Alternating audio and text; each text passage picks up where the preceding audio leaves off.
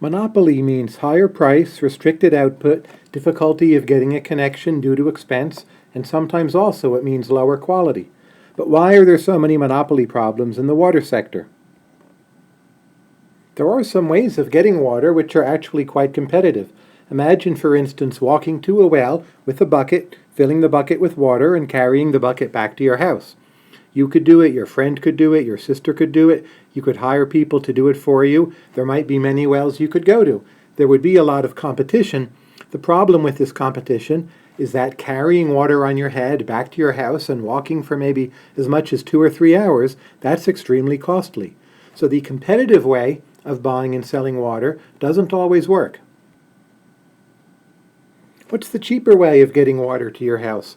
Well, think about it. Running pipes into your home, you then go to the sink, you turn on the tap, the water comes out.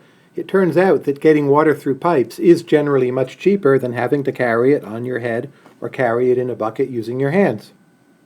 The pipes, however, also give rise to a monopoly problem, and that is it's very expensive to lay water pipes from a source going into people's homes. You can well imagine that we could have 2, 3, 4 different companies, each laying their own set of water pipes, and then you would have some degree of competition, but the problem then is that you would have to pay for 2, 3, 4 different sets of water pipes leading into the home. When the cost of the pipe is relatively high, relative to what's being put through the pipe, we then say there are high fixed costs, and having then competition turns out to be relatively costly.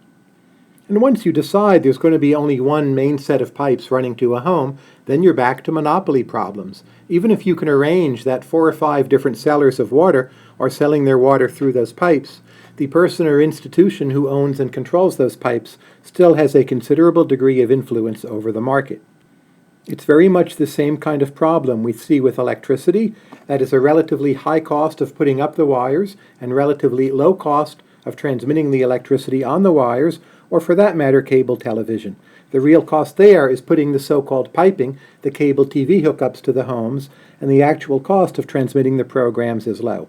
So the general point is this: when you have high fixed costs, which come from something like piping, it's much harder to have competition in the provision of a good or service.